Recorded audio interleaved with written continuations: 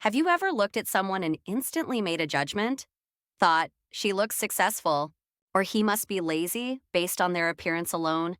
What if I told you that these thoughts, these assumptions, are not just mental habits but the very root of our suffering? In this video, we'll explore one of the most profound Buddhist scriptures, the Diamond Sutra, known in Korea as Gum, and how its core message can help us see the world and ourselves more clearly. The Diamond Sutra isn't just a book of philosophy. It's a guide for transforming the way we perceive reality. Written over 2,000 years ago, this ancient text teaches us to let go of what Buddhists call appearances or conceptual images, what we might understand today as labels, stereotypes, assumptions, and identities. It tells us the moment we attach to these appearances, we trap ourselves in illusion, and suffering follows. Let me introduce you to a powerful concept in this sutra. The idea of saying a Sanskrit term translated as marks or appearances. In Korean Buddhism, saying refers to all the fixed ideas we have about the world. For example, we think of ourselves as a certain type of person, smart or not, rich or poor, beautiful or unattractive. We also judge others by their gender, their race, their job, or their clothes. These are all saying mental images we've constructed over time. And the Diamond Sutra urges us to let go of them all. But why? Because these ideas are not the truth. They are shadows. Think about it. You might see someone's skin color and assume something about their personality, or hear their accent and make up a story about their intelligence, or look in the mirror and think you're not good enough. These are all mental projections, not reality, and they keep us stuck.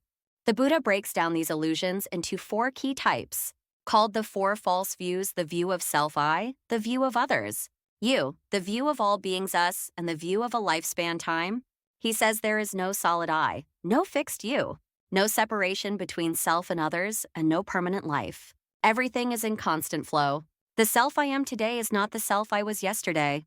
And the person you think you are is shaped by your family, your culture, your trauma, your joy, so many factors beyond your control. Let me share a beautiful story from Buddhist history. Over 1,000 years ago, there lived a young man named Huineng. He was a poor woodcutter, completely uneducated. One day, he overheard a monk reciting a line from the Diamond Sutra, "Let the mind arise, but do not let it dwell anywhere." That single line pierced his heart. Even though he couldn't read or write, Huineng traveled across China to find the teacher who could help him understand it. That teacher later recognized Huineng's insight and made him the 6th patriarch of Zen Buddhism. This one sentence changed his life and can change ours too. What does that line really mean? Let the mind arise, but do not let it dwell anywhere. In other words, act in the world, love in the world, live in the world, but don't cling to anything. Don't hold on to identities, possessions, even beliefs. Don't be stuck in what you think is true. This is freedom not in the sense of doing whatever we want, but in the sense of not being enslaved by our own thoughts. This doesn't mean we erase our minds or emotions. It means we hold them lightly. We treat ideas like clothes useful, but not who we are. We can wear compassion. We can wear ambition. But when it's time to take them off, we must be willing to do so. That's the real power of the Diamond Sutra. It's not asking you to become a monk or leave society. It's inviting you to wake up within your life to see through illusions and relate to the world more clearly, more kindly. You might be wondering, if I let go of all these ideas, who will I become? Won't I be lost? But the truth is, when we stop clinging to a fixed self, we begin to truly live. We become flexible, open, compassionate. We stop reacting and start responding. We become more fully human. The Diamond Sutra isn't an abstract theory. It's a practical tool for everyday life. It teaches us that the cause of suffering is not in the world, but in the mind that labels the world. We suffer because we believe the stories we tell ourselves. I'm not enough. They don't respect me. Life should be fair. But the sutra gently tells us these are just thoughts. Let them go. One of the most touching teachings in this scripture is that the Buddha did not claim to have a permanent self or even that he attained anything. He simply woke up. He realized that everything arises due to conditions and fades. When those conditions end, he saw clearly that nothing in this world is fixed or separate, not people, not emotions, not even enlightenment itself. This is radical and yet deeply reassuring. It means we are not trapped by our past, our labels, or our suffering.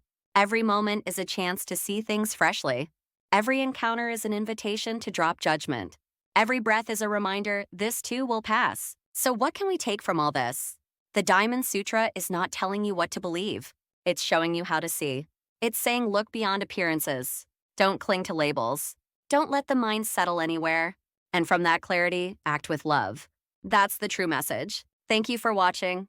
If this touched your heart, I invite you to read the Diamond Sutra yourself, not just once, but many times. Read it not to understand it with your mind, but to feel it in your life. Let it wash over you like a poem. Let it unsettle you. Let it free you. May we all live with clear eyes and open hearts,